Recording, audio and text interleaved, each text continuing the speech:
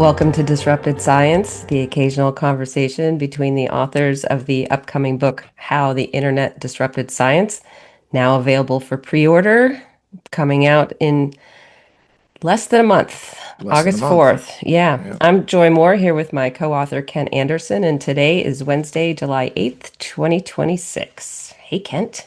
Hey, Joy. How's it going? It's going good. It's going good. Yep. Less than a Mm-hmm. month before the book comes out. I'm getting both excited and nervous. So, Right. Yeah. Well, I'm not, there's nothing to be nervous about. yeah, I hope people like it. I think, as I mentioned to you, I've been reading a lot of I love nonfiction. I've been reading a lot of nonfiction books, and I still really like how ours stands up in the market of nonfiction, Hmm. both from a reading standpoint and from a I've never read something like this before standpoint. So, Hmm. yeah. So I'm bullish, but still, someone could Yeah. hurt my feelings very easily over it.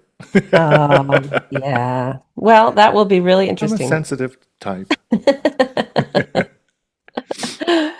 Well, just we mentioned it last week, but a reminder about our upcoming book signing events in New England. And just want to make sure that everyone gets the word. And they're really awesome bookshops and some awesome places too. So Yes. it's worth spending a little time for these field trips if you can. So the first is Porter Square in Cambridge, Porter Square Books in Cambridge, July 21st. Then Jabberwocky Books in Newburyport, July 24th. Northshire Books in Manchester, Vermont, July 25th. And then Toadstool Books in Portsmouth, New Hampshire on August 7th. So Yes. all of the relevant info is at disruptedscience.com. Please check it out. And if you do plan on coming, please RSVP to the bookshops. Yeah. That would be great. Make sure they have enough books. Yes. Yeah. Hmm. Yeah, I'm excited for that too. And we have some a little fancy thing we're going to add to everybody's book too. So an extra Yes. incentive to show up. You not only get a book and get to talk to us or see us or you know wiggle your eyes at us or whatever you want to do, but you get a special little thing we've dreamed up and had some local help getting made. Hmm. So again, you'll see It's a little it's surprise, little touch. it's as they say, limited a dish. Is that what they say? That's what they say. Oh, you and the shishi people. Okay, limited a dish, folks. All So right.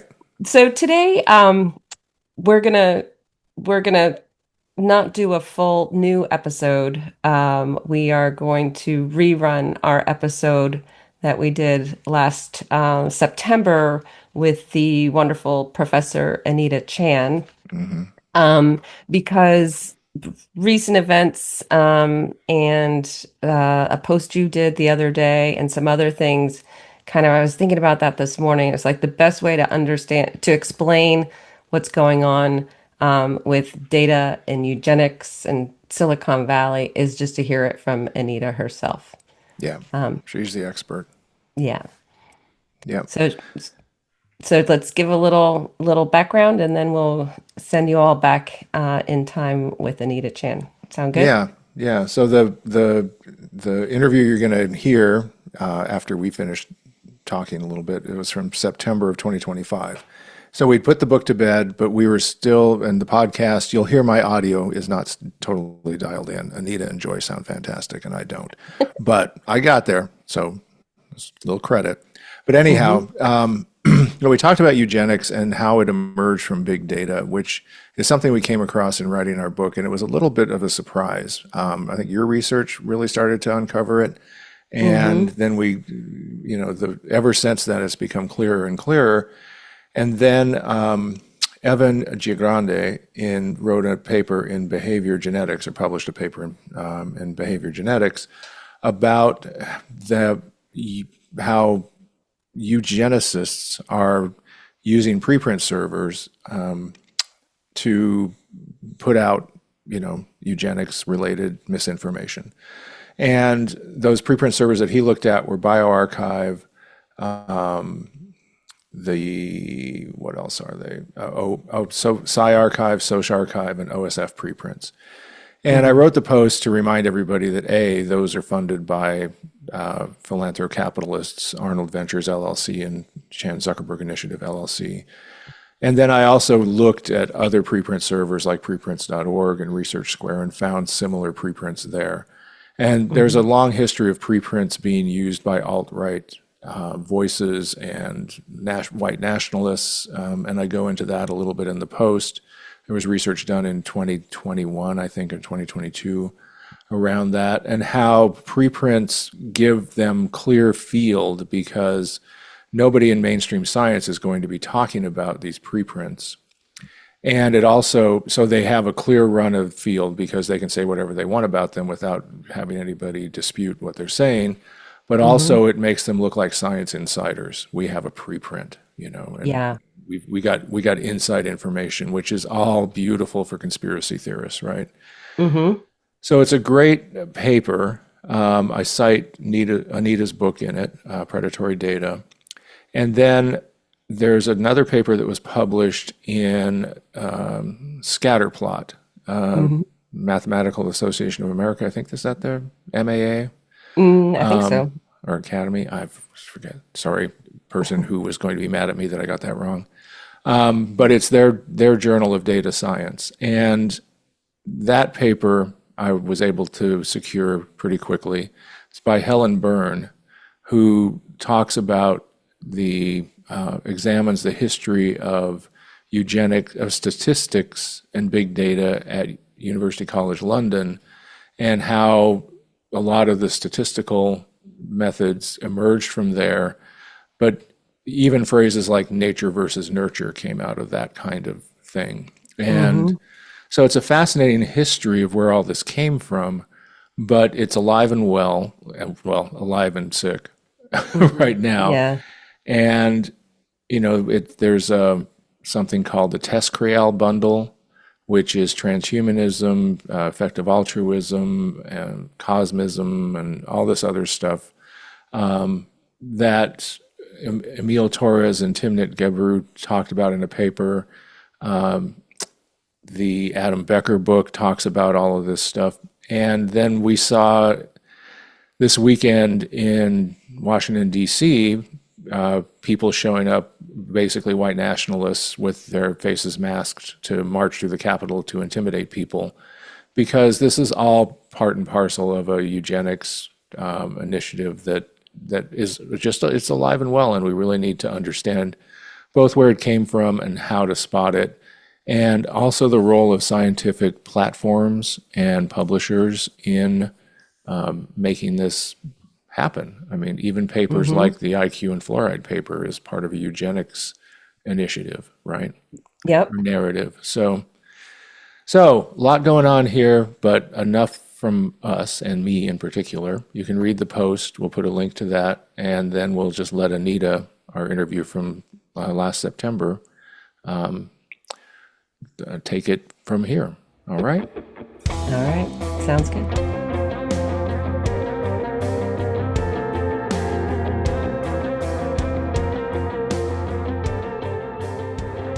So we're joined today by Anita Chan, who's a professor at the School of Information Sciences and Department of Media and Cinema Studies at the University of Illinois Champaign-Urbana, or Urbana-Champaign, I should say, to get Hmm. it right. But we came across her through her book that was recently published with the University of California Press called Predatory Data: Eugenics in Big Tech and Our Fight for an Independent Future. And Joy and I, in writing our book, had come across this eugenics theme, and it seemed a little surprising. It was surprising to us. So it was very reassuring to come across Anita's book and see that someone had really looked at this very carefully and put together a history. And so we're really thrilled to be talking with her today, and want to welcome her to Disrupted Science. So welcome, Dr. Chan. Thank you so much for having me. Yeah. Welcome. So nice to meet you. So can you give us a little background on what you've been researching and what goes into your book and what your current work is like? Yeah, well, I am a feminist and decolonial scholar of science and technology studies. So my background is in science and technology studies. I have before been looking at the sort of impacts of technology in the global South, and had really been essentially looking at the politics of Silicon Valley and its sort of global impacts, really with a focus on the global South for quite a while. And this sort of history of eugenics and big tech, and in sort of our datification economy is something really that I started to work on in some ways, really as a love letter to my students. I'm now teaching in a STEM-based college in information sciences.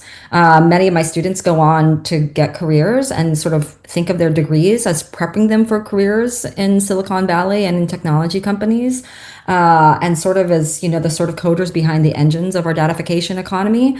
And for many of them, this sort of connection to eugenics, that the sort of methods that they're learning on a regular basis of statistical regression, all the things that sort of run the predictive economy, that are sort of the backbone of the predictive economy that we're now used to, from uses of everything from large language models and AI to social media. That's sort of all of that originated with a version essentially of race science, and eugenics and race science. They're very disconnected though from that history. They never learned who Francis Galton was. And so in many ways, sort of the book was an excavation of Francis Galton and eugenics as really the original data scientist. And someone who was Galton, that is the founder of eugenics, who essentially came up with the method of statistical regression, this kind of predictive methodology, again, for looking through and parsing and filtering quantifiable data. It was a method that he developed essentially out of his own obsession with and anxiety, that was quite pitched over 100 years ago at the turn of the century, that the patrician white classes of Europe and the West would essentially end up coming to some kind of degradation because of the kind of demographic growth of change happening in large urban centers, whether London or New York City, et cetera, or Chicago and other metropolitan areas. But looking at changes, the kind of rapidity of change in the West with industrialization and new geographic patterns, he was quite convinced that the sort of new demographics that we were seeing in cities would essentially foretell basically the kind of fall of the West, precisely because there would be a kind of dilution, what he imagined could be a statistically tracked dilution of talent and genius that he believed concentrated more in wealthy, privileged classes, and that new, darker immigrant classes, the sort of poor, etc., had more genetic inclinations, essentially to things like pauperism, poverty, licentiousness, alcoholism, criminality, all the things that make nations weak and that destroy economies, and that degrade national strength. He was absolutely convinced that all of this could get statistically tracked.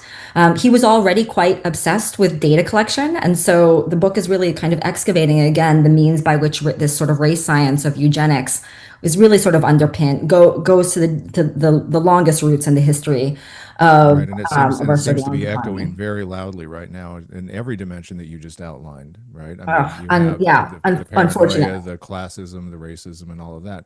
One of the more interesting things that you mentioned, you outlined in your book, was how they made people began to see surrendering their data for analysis as a pleasurable thing, as something Yeah, that was can you good for them. Can you talk a little bit about that and how yeah, we've Yeah. what kind of were the become types inured of to that, and we kind of we blow by privacy policies, and we think Oh, data yeah. collection is inevitable, and there's just nothing we can do about Completely. it. I mean, I think this is one of the kind of really interesting sort of, I don't know, insights, let's say, of like how eugenicists became so successful at their disinformation campaign, is that they sort of were able to recognize kind of early on, one, the kind of need for more outreach. If they were going to really build the sort of utopia that they imagined, around in which in their mind, kind of genius engineers would basically be behind, could be the sort of god figures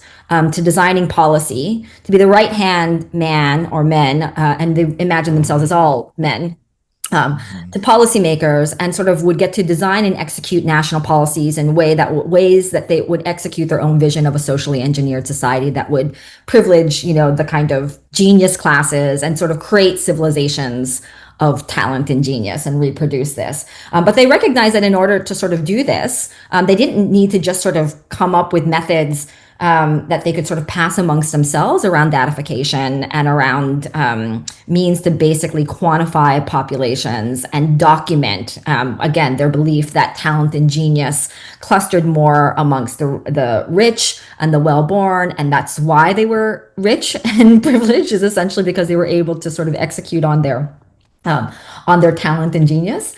And so they recognize that in order to get this sort of, this worldview in place, they really needed to enroll much more than just themselves and fellow researchers and scientists.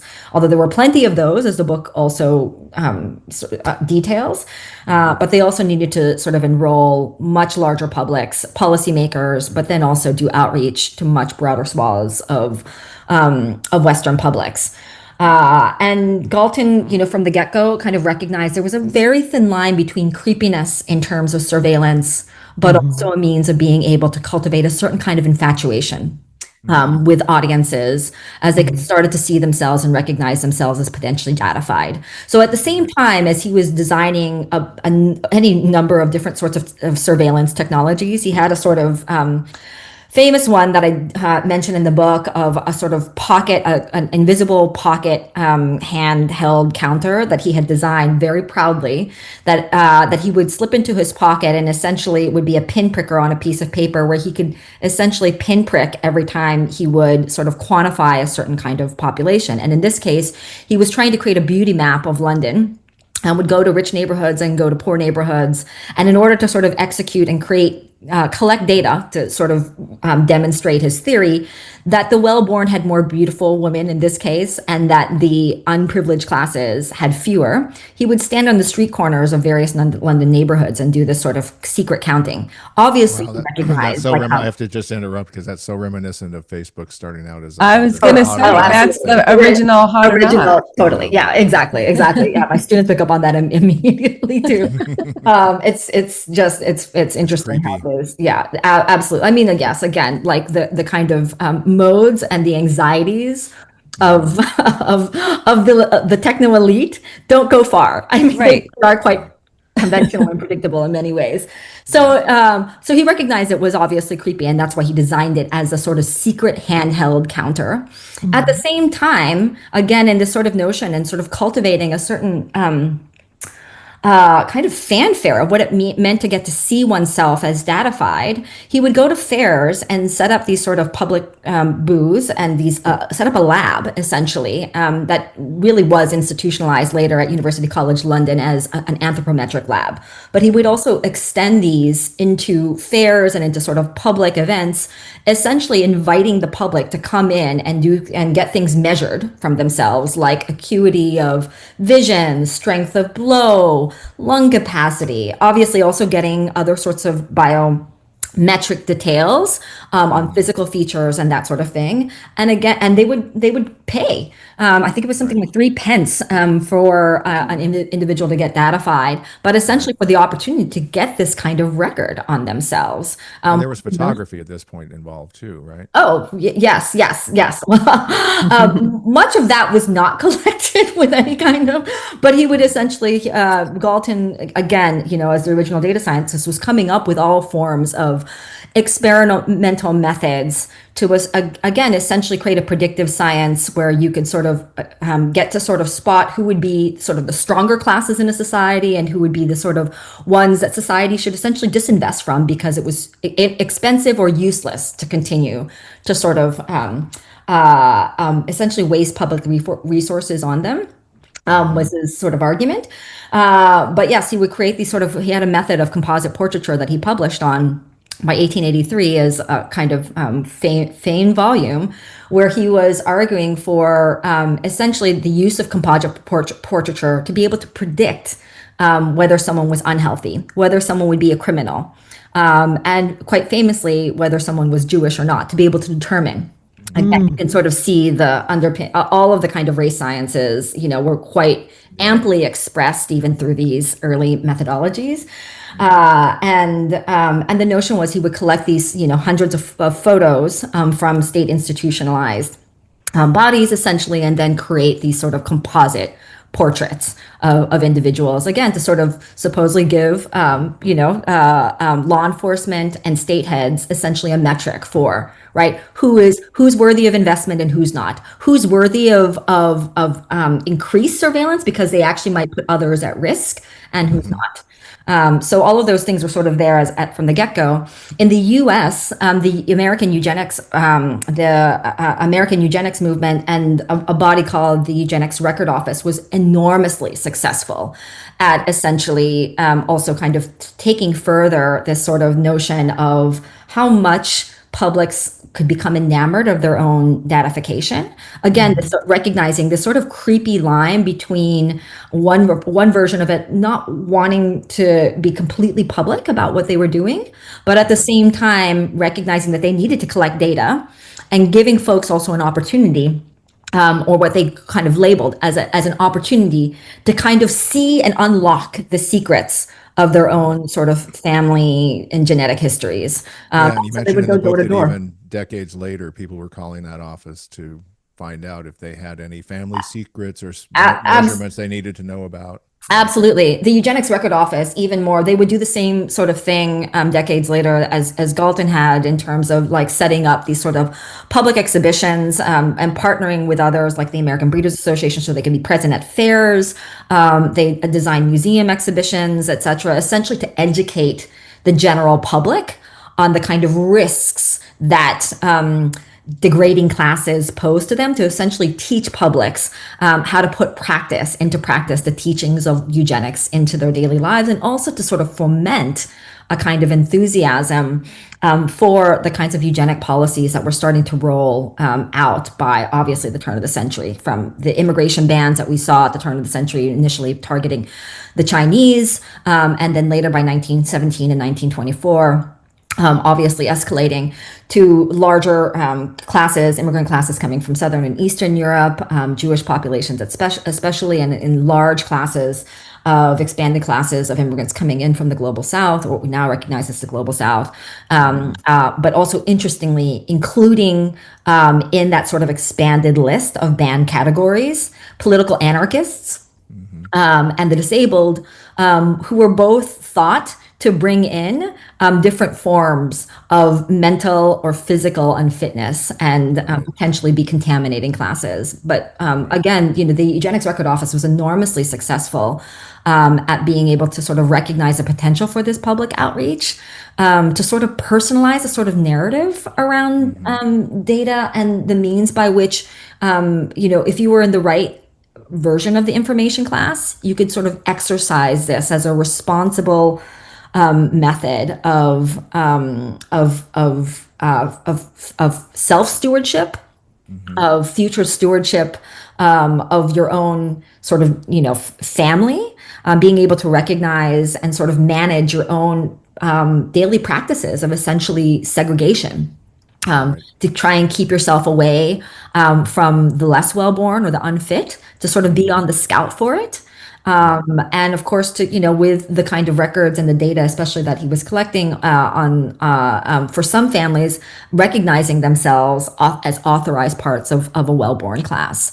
Our Eugenics Record Office was also collecting data on other families very pointedly, from and other demographics who were thought to be unfit families, and really in many cases as well, just sort of doctoring data essentially to sort of make it look and appear the way that they wanted it to, essentially to sort of render, right? Yeah. So you talk a lot about in your book. Sorry, Joy. The Eugenics Record Office was at Cold Spring Harbor, correct? Correct. Yeah. And then they shut it down. And I think where Kent and I started to connect some dots to, things that we're more familiar with, the Cold Spring Harbor shut that down. But that it is a center of excellence for genetics research. And so that was, I didn't put these two things together in quite that way. Yes. And so then as we're looking at what's being published in the scientific literature, there's some lines are getting blurred. And all that information is still available, historically preserved at Cold Spring, but it's not really being brought to the public for understanding. I mean, eugenics was very much a vanguard and a powerful movement. I mean, I think that's the thing that for many of my students is really shocking. They sort of remember, if they hear about eugenics, they sort of think about it as associated with sort of Nazi science. That's sort of their kind of, like where their literacy sort of begins and ends, rather than recognizing it actually as quite foundational to the sort of data economy and the surveillance economy that we now have quite normalized or see sort of as built all around us. Quite literally built into the statistical methods that are at its very foundation, to sort of the kind of larger politics around around categorization and stratification and segregating populations, and really trying to decide and determine which populations are worth investing in and which ones are not so worth investing in, or worth pulling essentially safety and security measures away from. This kind of, again, this sort of notion of like actually the deep history, and that the U.S. is really the kind of training ground and the core exemplar of how far eugenics policy making could go before the Third Reich. That Adolf Hitler looked to American eugenics as really the kind of shining star.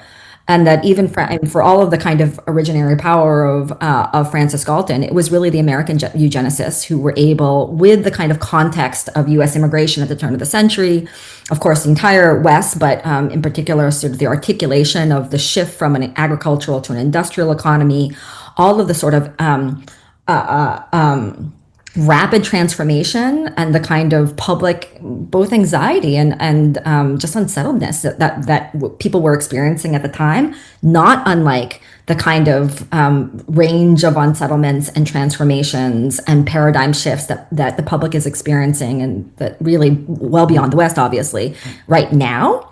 In terms of a kind of shift to the AI economy, but how it was that eugenicists in the US were really able to exploit all that, again, with the key ingredients of having a kind of optics of difference to be able to play upon, to sort of demonstrate or to say that they had the sort of methods of science and data to be able to evidence why it was that this thing that you're already a little bit worried about is going to actually lead to some version of personal ruination to your family and to our larger, kind of Western society. And that unless we do something about it, unless we start to execute some of these immigration bans, unless we start to sort of normalize versions of surveillance and population monitoring to start to filter out the unfit, or to at least identify them so that you're not at risk of unknown contamination. And in its, of course, in its most kind of strident forms, we had sterilization laws passed in over 30 states. And that unless all the way to the Supreme Court, right? Right, exactly. They found in favor of it. Oh, completely, exactly. And so my students forget exactly that Oliver Wendell Holmes and that Supreme Court justices and university presidents, Stanford's first president, David Starr Jordan. Here comes Silicon Valley. Precisely, exactly. I mean, they were everywhere. They were really very much a kind of who's who of society, American eugenicists, and the leaders of the eugenics movement in the U.S. that is were. And that it was very much taken seriously as a kind of vanguard movement and science, not unlike the way that data science and sort of AI is sort of thought of right now as a kind of. So let's bring it up to today, because it is going on, right? You use a word that in your writing and in your responses to some of our questions when we did an email interview, called majoritarian, right? Majoritarian views. And then you also have this very paranoid white male techno elite on the other side of that, and trying to put out what looks like, because of statistical inference and the power of that in LLMs, basically preserving majoritarian views in the sciences, right? Right. And they're rolling it out so quickly and with so little permission and with so little skepticism, as an interview we did earlier with Olivia Guest and Iris Van Roy, in academia, Yeah. and elsewhere, just in everyday life on phones and your personal computers.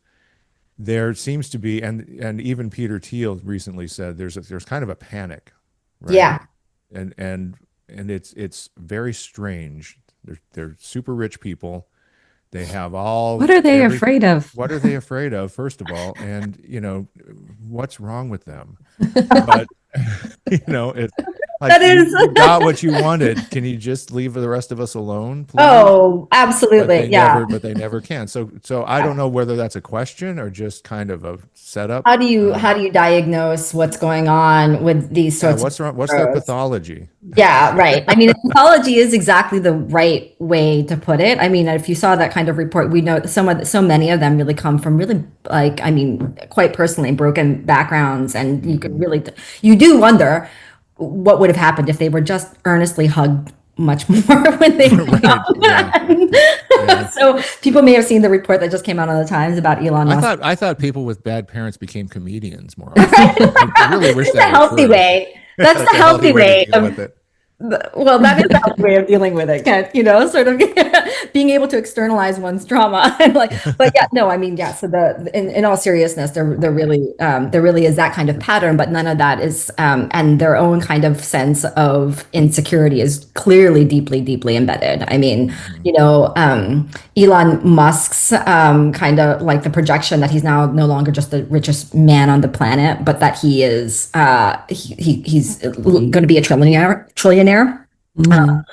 And Well, windmills and all that. I mean, they're afraid of death. They're afraid of oh, completely. mortality. They're afraid Yeah, of other people. They don't like completely. other people, Yeah. and they don't, I'm and they want their views to dominate. Oh, completely. Yeah. And it's, I mean, it is very much a kind of deeply embedded kind of paranoia around the wider public. I think many of them have been sort of prepping as well for a number of these guys are also preppers, as in sort of Mm. waiting for some version of a class warfare and an apocalypse. Even Mark Zuckerberg has got his like, whatever, island home in Hawaii, supposedly to try and like, get himself out of harm's way should this thing actually emerge. Well, and So Peter Thiel yesterday said that if we're slow in adopting AI, it'll hasten the arrival of the Antichrist. right, So right, right. that Oh yeah, sounds. no, yeah. I Like think all I didn't give money to that guy on the street yeah. 2 weeks ago.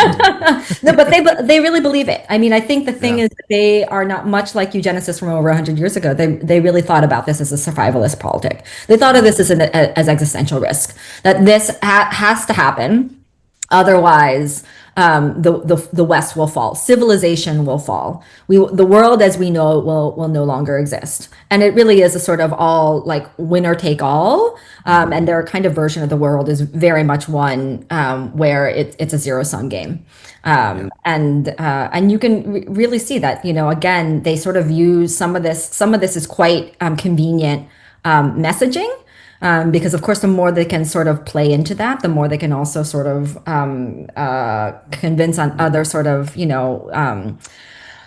political heads and leaders to essentially sort of help channel resources towards saving the American AI economy, et cetera. And as I write in the book, I mean, the more we have to pay attention to their own survival, the survival and sort of maintaining the security and safety of this paranoid, hyper elite now, techno eugenic elite, the less we're actually paying attention to the means by which they've escalated insecurity for everybody else. I mean, when I talk to sort of normal families here in Illinois, and I run a collaboration with some K through 12 teachers in Vermilion County, which is a county in Illinois, which has one of these outsized poverty rates. So it's almost twice the poverty rate in Vermilion County is almost twice what the national average is, which is around 12%. In Vermilion County, it's closer to 20%, and also twice what the state average is in Illinois, which is also around 11 and 12%. But when you talk to teachers there, I mean, the language that they use when they are discussing AI is that they're scared. Mm-hmm. And it is really heartbreaking and quite maddening, actually, to hear sort of, folks who are at the front lines of trying to make sure that kids who just normally are not set up and well resourced to be able to graduate, they are the ones who are sort of doing the daily fight to just make sure that those kids still believe in themselves and that they get some version of sort of mentorship, even when other sorts of things around them are just not in place, and they're not set up for that kind of they're not resourced for being able to succeed. So these are teachers who, again, as I mentioned, like to hear that this kind of version of this language, that they not only are scared, but they're scared for their students, and in part it's because they're already starting to see the use of AI amongst students as young as fifth graders, which would be like 10 years old, and 8-year-olds who are now turning in assignments as well, using large language models.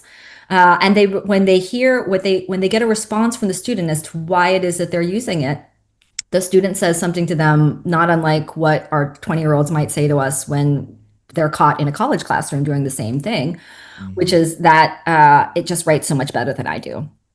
So the kind of collapse of sort of in learners that are so young, again, when we're thinking about a kind of survival politic and what it means for these sorts of these technologies to have generated insecurity at scale, the labor question is obviously, front of mind for many people and working grown-ups and in the US and across the West, where we've seen these LLMs start to play out quite rapidly and get You're adopted bringing to into mind large. a discussion. Ed Zitron interviewed Adam Becker today, and Joy and I. Joy, you've listened to it twice, right? I'm going to listen to it again. It was so good. I'm a big fan of both of them. So to have them together today was good. Yeah, they started a bromance on that, I'm pretty sure. But one of the things that they talk about is, these fantasies that these tech eugenicist overlords promulgate.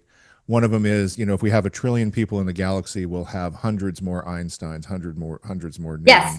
And Yes. Mozart's, and yeah. Mozart's, yeah. And they make the point that actually, if you invested in education for the children on the planet today in a real way, you would have those hundreds more Newtons. That's the argument that tech bros make, but they all know that none of them send their kids. All of them are sending their kids to Montessori private schools, and no screen time, high teacher to student ratio, or low, student to teacher.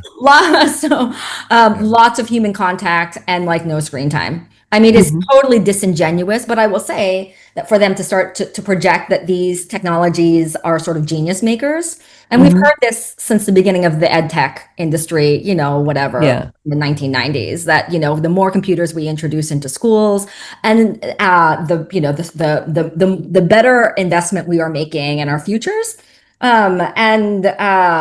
We've seen what's happened with social media. It took us obviously, we run that experiment. Yeah. Now seeing a different stage of essentially schools starting to organize and create social media and cell phone bans. And now countries wholesale sort of trying to execute a version of sort of age verification, and at least making a kind of harder lean into what's already sort of on the books regulation in the US, which is COPA, right? Which is, trying to make sure that Child Online Privacy Protection Act, which is meant to kind of keep kids under the age of 13 from starting social media accounts, but is never actually enforced. So in practice, it's as if COPA doesn't exist.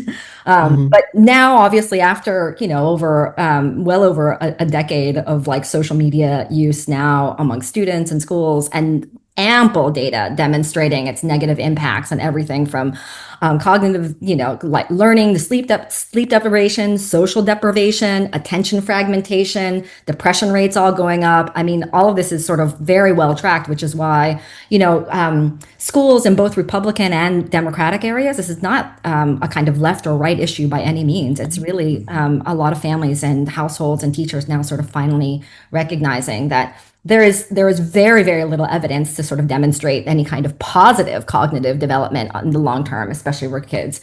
Now we're in the kind of new argument all over. We're relaunching the argument all over again with AI, with the notion that supposedly we're going to be having, best friend scientists who are tethered on the other line, and it's supposedly not an argument for basically datafying our kids.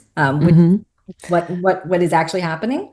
But they're what by using computer science as a model, they're flattening learning and productivity to just outputs. You Right. know, there's something that goes in and there's something that goes out. And if even these young kids are saying, well, that computer output is better than what I'm doing, Right. and they're getting indoctrinated that the output is the goal, not the learning or the curiosity or Oh, yeah. absolutely. I mean, it Or collapses the learning to whole handle a notion. pencil or whatever it is, the Right, mechanics, right, right. I mean, or it just collapses. learning to concentrate. Oh, absolutely. And I mean, there's so many there's so many problems with this kind of this kind of use scenario of that they're projecting of like, just imagine a scientist on the other line, babysitting your kid or something to that effect. I mean, it's so problematic on so many levels because I mean, we can already see essentially the companies that are pushing, especially pushing hard into this are the big LLM companies. It's the OpenAIs and who are trying to essentially, who has a partnership now with the AFT, the American Federation of Teachers, and with Mattel to develop Barbie dolls and GI Joes right now for kids, which is just horrifying. So much of this is happening, not unlike your last guests were mentioning, where where faculty members are essentially just being pushed away from the table in terms of having conversations around what are the educational impacts of AI on university campuses and higher ed. How do we want to govern this thing? Even if we don't want to say we want to do a wholesale ban. But very, very similarly, in K through 12 settings, over and over again, teachers and parents are basically told that they have nothing to say or do with this sort of question, and they feel quite distanced and removed from it all. And in so many ways, we're watching a kind of replay of what happened with our social media economy. Even if it's many of the same, we can see very, very similar business models already at play with OpenAI as we have with the social media companies. I mean, right now it's what they're banking on is essentially still an attention economy. They're looking for scale, and that means they are interested as much in getting users like us in the room. So supposedly PhDs and knowledge workers who can sort of refine their prompts and ask for things that can help us generate better papers, etc. In theory.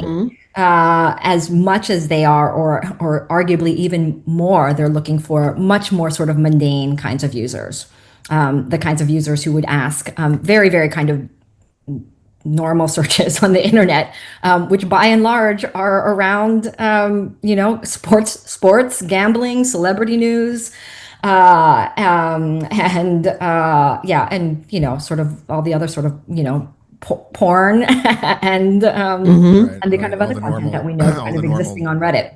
Yeah.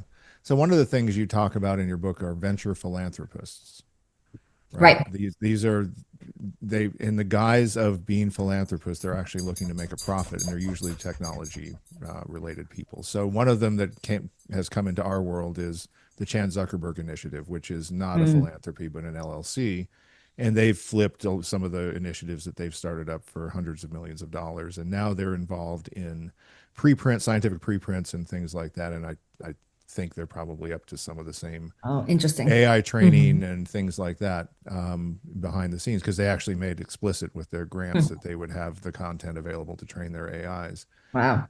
So, we have all this scientific information going to these LLMs. You have inference engines that are projecting out majoritarian views. That seems like a very basic conflict, because science is about discovery, not about affirmation. Oh, At the highest level, right? right. So how do you see the tech elite is now meddling in science with Right. RFK Jr. And so what's going on here in your view? Just off the top of your head. I mean, it is a really kind of problematic kind of mix of their obviously quite vested interests. And so the kind of disruption that we see happening already within the scientific community, and what we're seeing, where there's an explosion essentially of uh, of plagiarized content, of non-actually like self-authored content that's kind of getting, vetted through and pushed into conference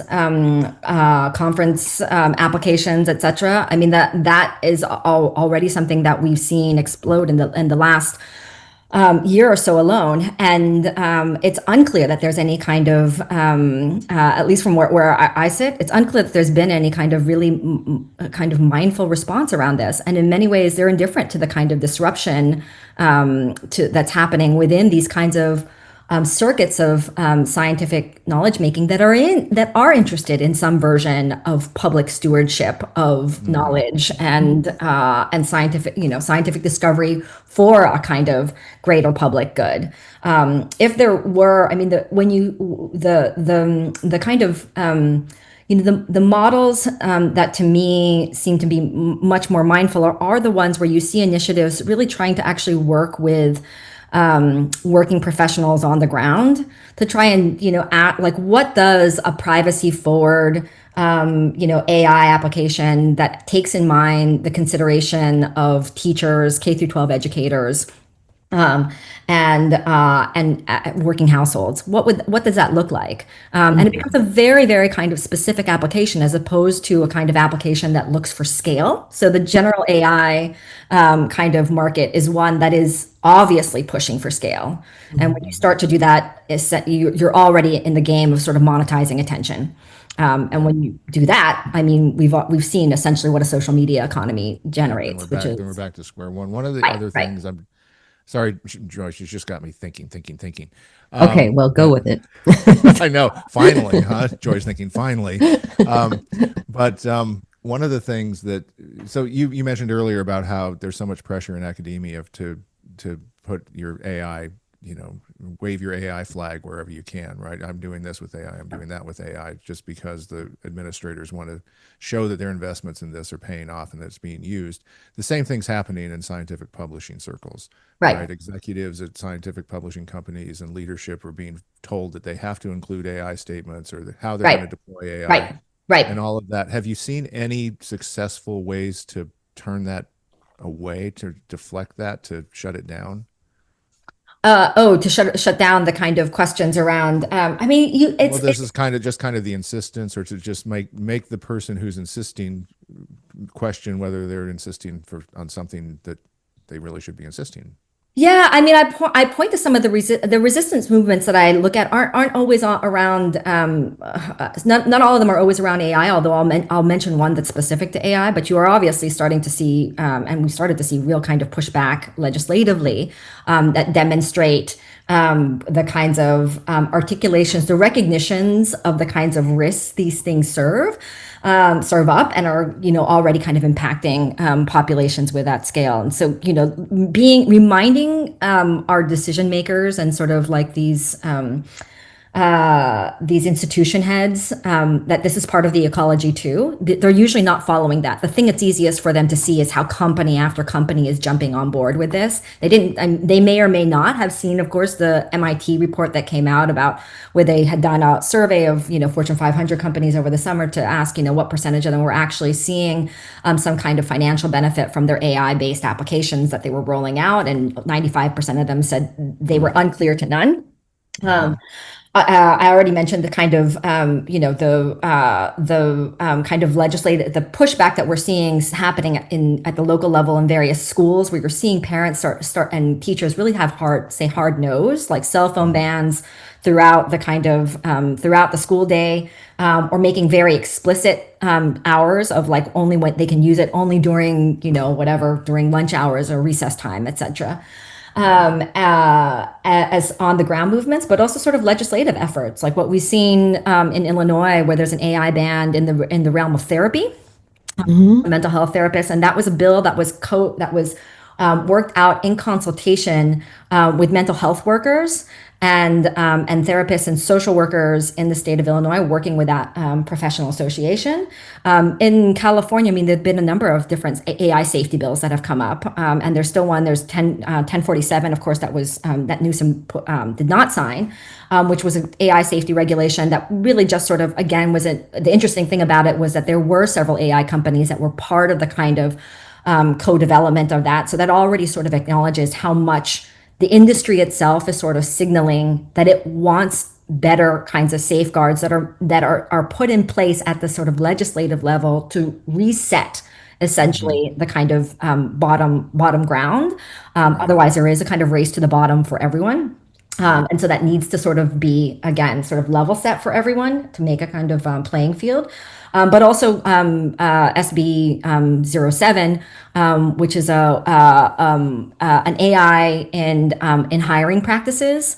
So no AI bosses bill, I think, is what the sort of shorthand bill for that is. I like Sort of recognizing already the means by which these AI systems use to sort of filter through people's applications have already demonstrated quantifiable discrimination. And we know that these kinds of systems are also being used not just for hiring purposes, but also in doing versions of assessment for admittees to your next cohort for university students. And there's again, number of different kinds of applications that we can see it happening, being used across sectors, but demonstrating that there's already, this is, again, the playing field got got changed up pretty rapidly with the release of GPT 3.5. So I think everyone had thought that it was going to be self-driving cars that were going to be the kind of killer AI app, before, and we've seen again as well there being a lot more sort of caution precisely because of the kinds of accidents we've seen, even with this kind of like heavy push into monetizing this thing that is the public has real concerns about. And so you see the experiments happening city by city by city. LLMs have kind of rolled out with a much faster rapidity, and even still you're already now starting to see these kinds of legislative emergences, and so getting those onto the radars of our decision makers right. And so, company heads is imperative, just again to acknowledge how much the industry itself is flagging that it needs greater safety, it needs greater precautionary measures. Well, OpenAI just came out with a report where they said that their LLM is basically always going to come up with bad matches. Oh, yeah. Yeah. Because it's on principle. That's how it's built. That's the architecture of it, right? Yes, correct. Exactly. I mean, OpenAI is again so super disingenuous. So much of what it's trying to do now, we have to be careful that it doesn't do that sort of messaging to essentially reaffirm what its line has been consistently. Now that we see all of these suits that have also, again, started to emerge around deaths. I mean, the ones that have gotten the most publicity are the underage users. So, 16 and 14-year-olds who essentially have been in long relationships with LLMs, Character AI, and OpenAI. Quite recently, with months of use of these systems, and at least in the case of the OpenAI LLM, with the ChatGPT user, the 16-year-old did not start off with any kind of intent for a kind of therapy session or friend, was basically just using ChatGPT the way any 16-year-old would for homework, and it gradually ended up pushing more and more into that model. I think when the lawyers for that case ended up getting the kind of transcript of the students' interaction with ChatGPT over 8 months, what they found was that the student had mentioned suicide 43 times, and the LLM ChatGPT mentioned suicide more than 1,000 times. Wow. And so there's this kind of really disparate. Yeah. That ChatGPT's OpenAI's kind of defense is that this is still user driven. Not that this is a push model, not that we're the ones who are sort of, right, that we're getting this into the faces of every user and every teen possible, every potential user, even underage users. So they sort of disavow the kind of push model and say, this is all the user. This is all Well, used that's for that's them. one thing that you talk about too in your book, and we talked about earlier, I think, in the interview, is how bad the products are that Silicon Yeah. Valley has been rolling out for the past 20 years, 10 Right. years. I Right. mean, they're Yeah. just bad products, and then they externalize all the development onto the Yes. users and the price of that development onto every user, and Correct. they don't Yeah. have any accountability. And Right. Joy and I both come from product development backgrounds, and we're like, that is not the way you do it. That's not responsible product Yeah. development. Yes. Yeah. That's the Yeah. opposite. So, Yes, yeah, yeah. It's yeah, the tech companies have this sort of like yeah, I mean Section 230 has given them a lot of kind of free reign a lot of to cloud power. Yeah. essentially do a lot of experimentation with publics and see what becomes the most profitable for them, which means just whatever keeps us on like an attention economy much longer. Yeah. That And dopamine going. they haven't been interested. I mean, like on the product development thing, they aren't delivering education. They aren't delivering. I mean, like ed tech was, kind of my area with the first book, and so they aren't actually delivering. They can't demonstrate. They're actually developing products that support student education. I mean, when we're talking about the big companies, I don't want to disavow, naysay.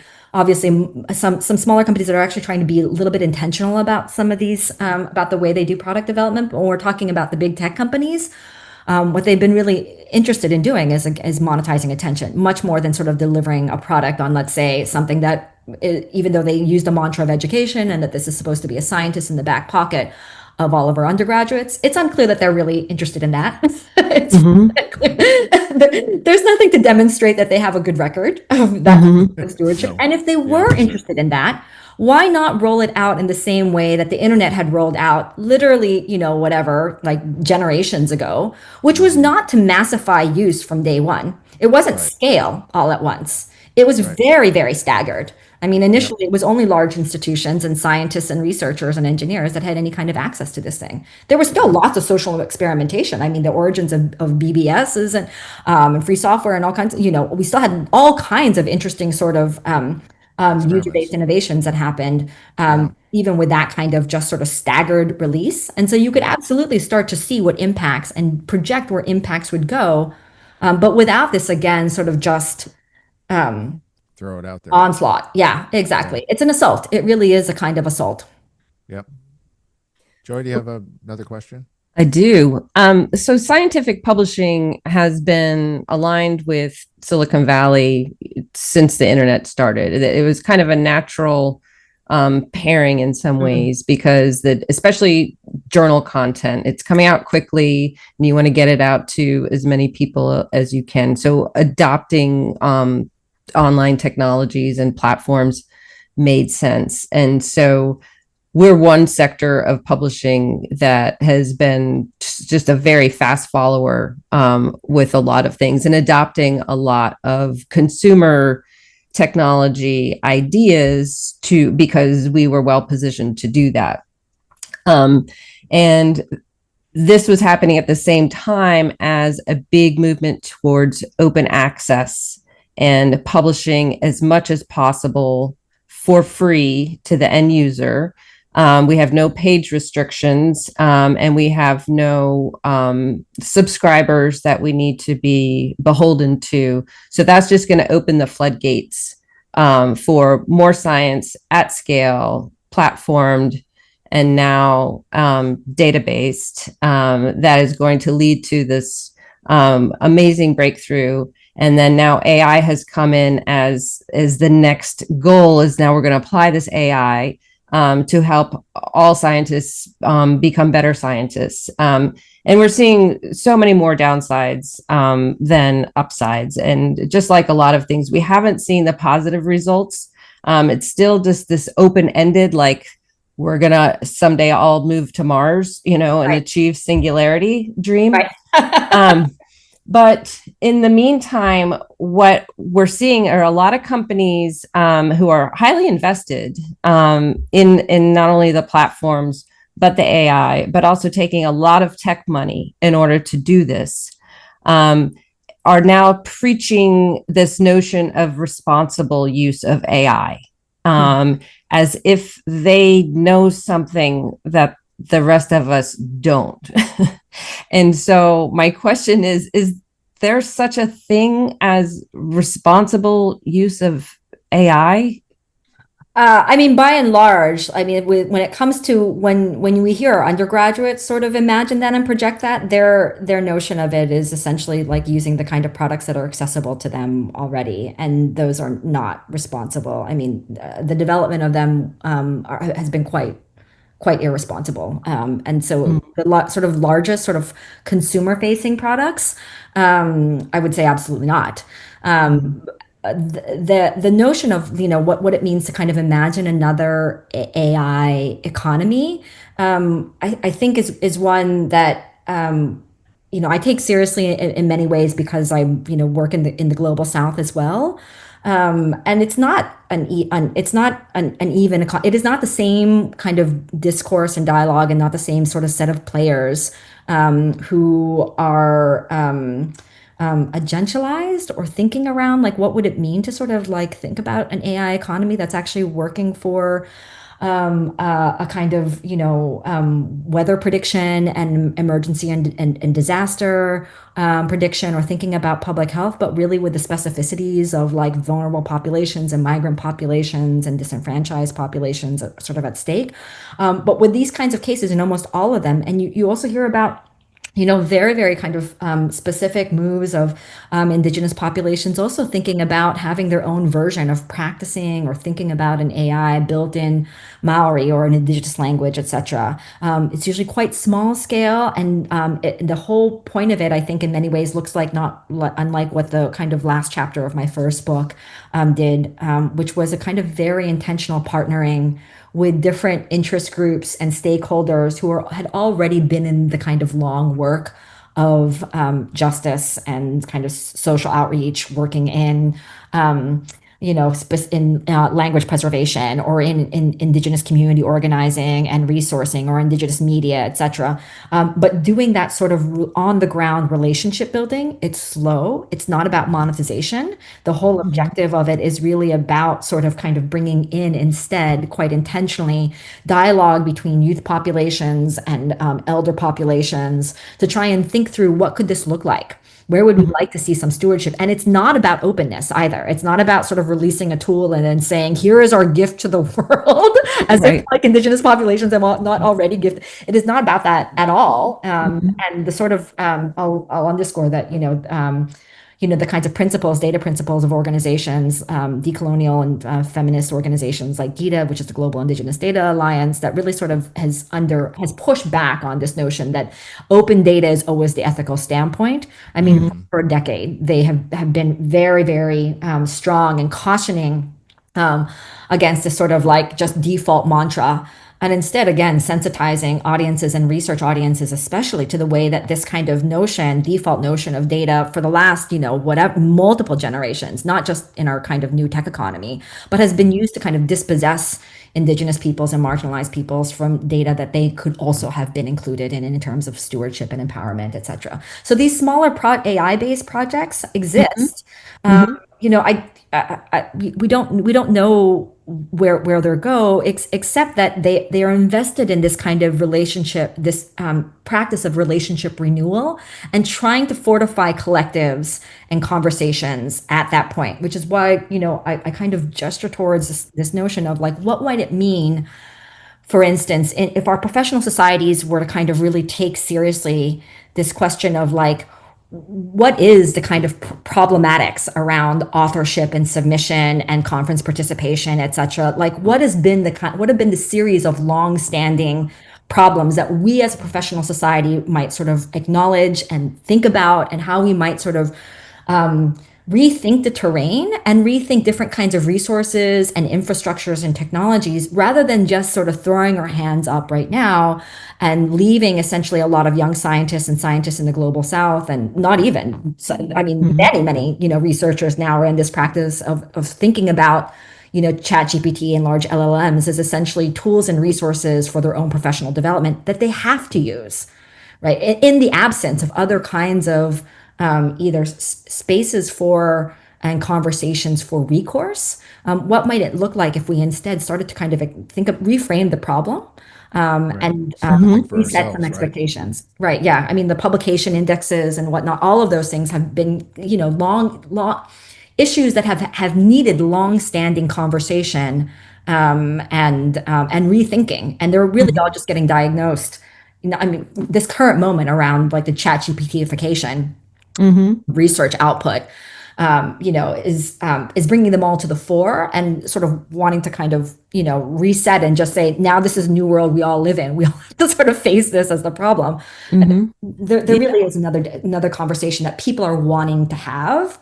That would also move them away, move us all away from this kind of default. Well, this is the kind of primary tool that researchers have to basically, think about their economic life, their professional livelihood. Yep. All right. Well, I want to be respectful of your time. You spend a lot of time with us, and we really appreciate it. And these have been great answers. So I just want to finish with one last question, and then maybe we'll get a discovery of the week. Maybe. We'll see. So I reread some of your writings before the interview, and it seems like everything hits even harder today, and that there's a greater sense of urgency to all of these topics. And it feels like we've almost fallen into a trap, and we need to claw our way out of it. I mean, is that a fair kind of distillation of the feeling? Yeah. I mean, well, I will say that, I mean, a part of the messaging is also to, if it's a trap, it's a sense that there have been so many opportunities for other kinds of institutional actors to act otherwise, including ones who feel themselves right now Amen. in this trap. And we have not taken those opportunities. Universities right now can be playing another kind of role other than just sort of leaning into this AI economy and telling their faculty, like, and interacting with them as if our job is to make AI companies happy. Designing data science programs and now sort of like AI professionalization programs, essentially as if that is our primary job. As if civic firms of actual intentional education and civic renewal were not the things that were actually precarious. And so yes, absolutely. I mean, if it's a trap, it's because we've sort of laid it for ourselves and missed out Let on ourselves fall into it, huh? Right. Yeah. Okay. All right. So now we're going to take a little pause. And do you think you have a discovery of the week? I'm not sure how to discovery of the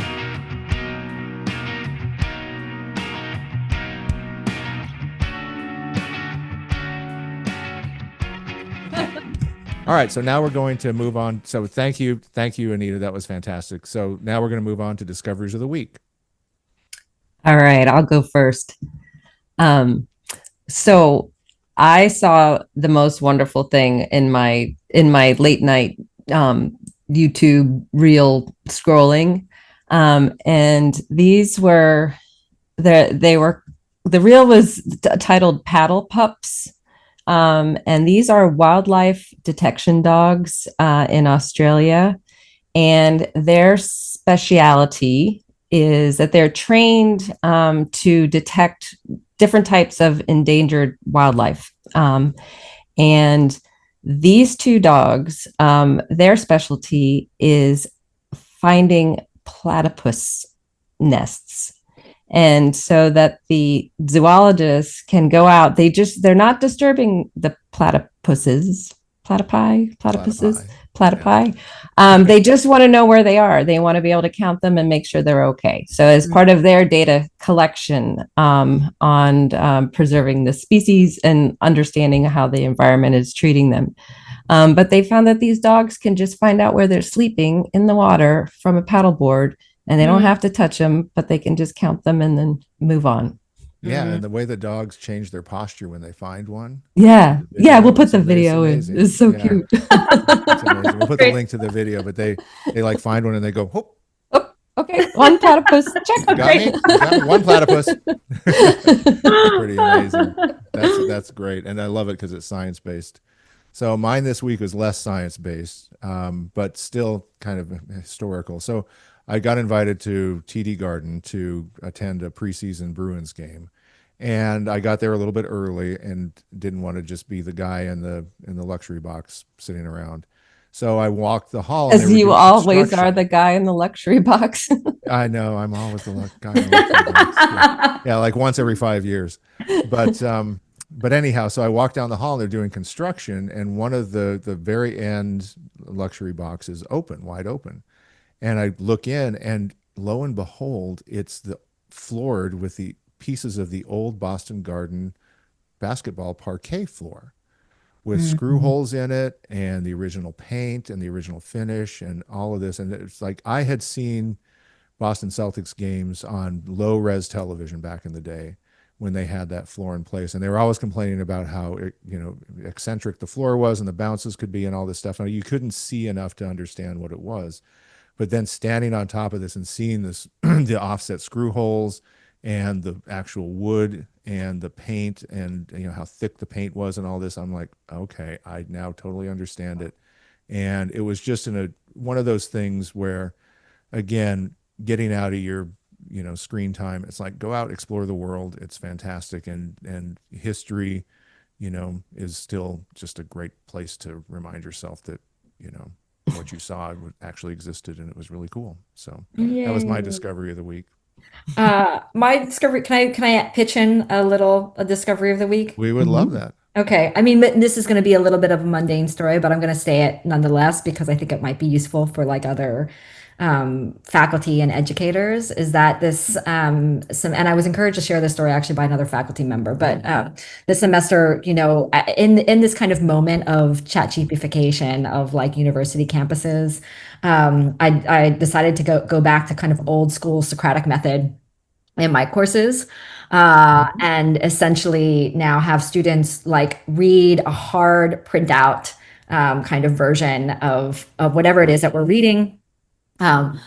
Excerpts from Virginia Eubanks and Catherine D'Ignazio, and works on data feminism and Settlement House data collection and all the rest of it, and Karen Howe. And so they literally, I asked them to print out the copy, or we hand out the copies of the hard printouts, and then have them, essentially come into class, and I do cold call Socratic method, like what was happening in this section of the article, and I have all, essentially 20 something more plus students essentially go through and kind of like break down the article of the argument of the article. And it has been really one of the most successful teaching experiments I think that I've had, since I've been on this campus, where the students literally like scrawl all over their printouts. That's awesome. And are really great actually at sort of doing the kind of delivery mode. And even though I think we have this narrative like overall that our students would resist because they're born digital, because they need to sort of constantly be in sort of digital tangibility, like some version of digital tactileness or non-tactileness. But exactly as Kent was saying, like getting back to like the analog world, letting them sort of appreciate what it actually means to do any version of cognitive processing, where they've got to sort of like be in contact with the ideas on the page and not just sort of let it kind of wash over. It lets them perform a really different version of themselves. And I don't know, I'll just say we were reading Karen Howe this week on the sort of datification and annotation economy in Kenya and Venezuela. And most students are not at all literate with decolonial politics. But by the end of the session, I literally had students asking me in reactions, why had I never read and been in contact with this kind of literature fantastic. before? So yeah, it was That's a great, fantastic. yeah. So just an encouragement to our That's right. Socrates had something. He was Yeah. onto something. Well, That's awesome. We were That's- talking about that a couple weeks ago because somebody was saying the only way to ensure that students are learning is to go back to the blue books it was Yeah. Clay Shirky, for the of exam. all Oh yeah, people. Clay Shirky. Yeah, and Yeah. I was saying, but have they even written longhand Right.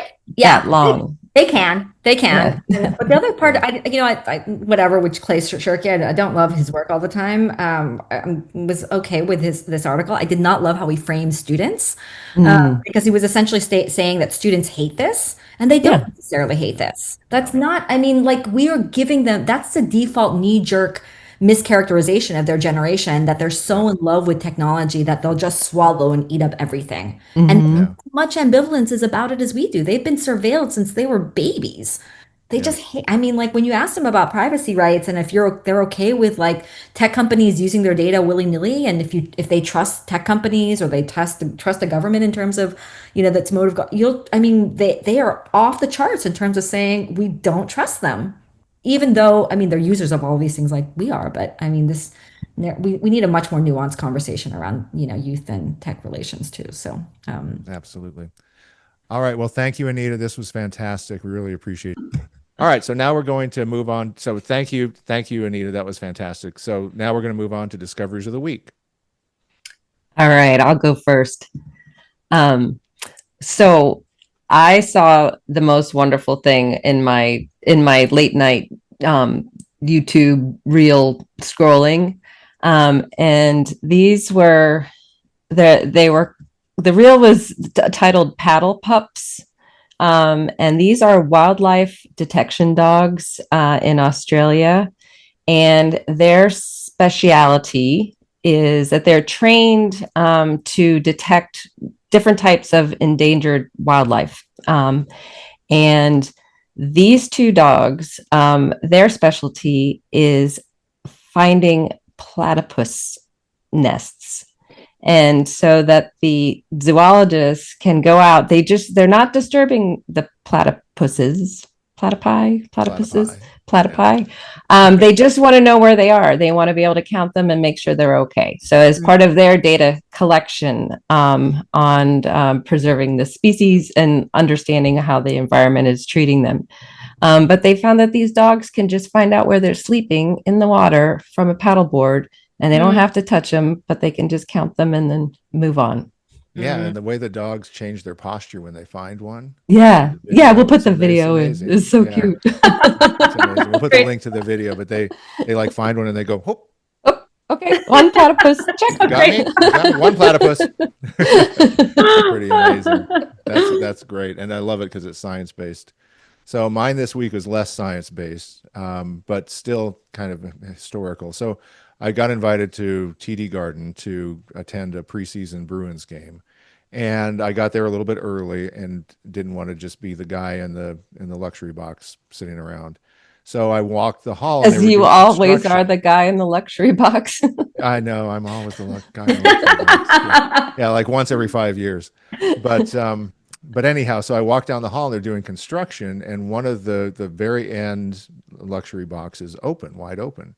And I look in, and lo and behold, it's floored with the pieces of the old Boston Garden basketball parquet floor with screw holes in it and the original paint and the original finish and all of this. And it's like I had seen Boston Celtics games on low res television back in the day when they had that floor in place. And they were always complaining about how, eccentric the floor was and the bounces could be and all this stuff. Now, you couldn't see enough to understand what it was.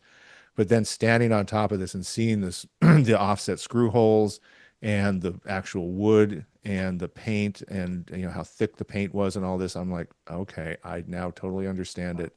And it was just one of those things where, again, getting out of your screen time, it's like go out, explore the world. It's fantastic, and history is still just a great place to remind yourself that what you saw actually existed, and it was really cool. So that was my discovery of the week. My discovery, can I pitch in a discovery of the week? We would love that. Okay. I mean, this is going to be a little bit of a mundane story, but I'm going to say it nonetheless because I think it might be useful for like other faculty and educators. Is that this and I was encouraged to share this story actually by another faculty member, but this semester, in this kind of moment of chat cheapification of like university campuses, I decided to go back to kind of old school Socratic method in my courses, and essentially now have students like read a hard printout kind of version of whatever it is that we're reading. Excerpts from Virginia Eubanks and Catherine D'Ignazio, and works on data feminism and Settlement House data collection and all the rest of it, and Karen Howe. And so they literally, I asked them to print out the copy, or we hand out the copies of the hard printouts, and then have them, essentially they come into class and I do cold call Socratic method, like what was happening in this section of the article. And I have all, essentially 20 something more plus students essentially go through and kind of like break down the article of the argument of the article. And it has been really one of the most successful teaching experiments I think that I've had, since I've been on this campus, where the students literally like scrawl all over their printouts. That's awesome. And are really great actually at sort of doing the kind of delivery mode. And even though I think we have this narrative like overall that our students would resist because they're born digital, because they need to sort of constantly be in sort of digital tangibility, like some version of digital tactileness or non-tactileness. But exactly as Kent was saying, like getting back to like the analog world, letting them sort of appreciate what it actually means to do any version of cognitive processing, where they've got to sort of like be in contact with the ideas on the page and not just sort of let it kind of wash over. It lets them perform a really different version of themselves. And I don't know, I'll just say we were reading Karen Howe this week on the sort of datification and annotation economy in Kenya and Venezuela. And most students are not at all literate with decolonial politics. But by the end of the session, I literally had students asking me in reactions, why had I never read and been in contact with this kind of That's literature before? fantastic. So yeah, it was a That's great, fantastic. yeah. So just an encouragement to our followers. That's right. Socrates had something. He was Yeah. onto something. Well, That's awesome. We were that's talking about that a couple weeks ago because somebody was saying the only way to ensure that students are learning is to go back to the blue books it was Clay Yeah. for Shirky the of exam. all Oh yeah, people. Clay Shirky. Yeah, and I Yeah. was saying that have they even written longhand Right. that Yeah. long? They can. They can. Yeah. But the other part, Yeah. I whatever, which Clay Shirky, I don't love his work all the time. I was okay with this article. I did not love how he framed students, Mm, because he was essentially saying that students hate this, and they don't yeah. necessarily hate this. That's No. not. I mean, like we are giving them. That's the default knee jerk mischaracterization of their generation, that they're Yeah. so in love with technology that they'll just swallow and eat up everything. And Hmm. Yeah. much ambivalence is about it as we do. They've been surveilled since they were babies. They Yeah. just hate, I mean, like when you ask them about privacy rights and if they're okay with like tech companies using their data willy-nilly, and if they trust tech companies or they trust the government in terms of, that's motive, I mean, they are off the charts in terms of saying we don't trust them. Even though, I mean, they're users of all these things like we are, but I mean, we need a much more nuanced conversation around, youth and tech relations too. So, Absolutely. All right. Well, thank you, Anita. This was fantastic. We really appreciate your time. All right. Well, that's why we wanted to talk to Anita back in September, because she's fantastic. And Hmm. she also, since we talked with her, received a Disrupted Science t-shirt and sent us a picture of her in it. And I think she ripped the arms off like you like to. Oh yeah. Oh yeah, You yeah. got to So customize. yeah, she's got some guns. So yeah, but yeah, no, these are the kind of this is the kind of research that really helps us understand how we got where we are and what's going on today. Hmm. It's totally worth it to look outside from from an outside in perspective on what's going on in scientific publishing that a lot of people involved in publishing this content probably have no idea about. Yeah, And these types of papers are full of math, and so it looks that's the whole point of the statistics. And Anita's explanation of that really opened, my eyes to a lot of the traditions and the trends in scientific publishing. And so I can see how this type of content would be very convincing. yeah, yeah. All right. Well, we'll leave it there. Thanks for tuning in to this special little repeat episode. I hope you found it worthwhile. Thanks to our friends at Provoke the Truth for the music. If you have topics you want us to cover, please email us at disruptedscience@gmail.com. We'd love to hear from you. You can also keep up with developments at the Geyser, where you can subscribe to support our efforts. And thanks for all the listening and all the feedback. We appreciate it. Thanks so much. See you later.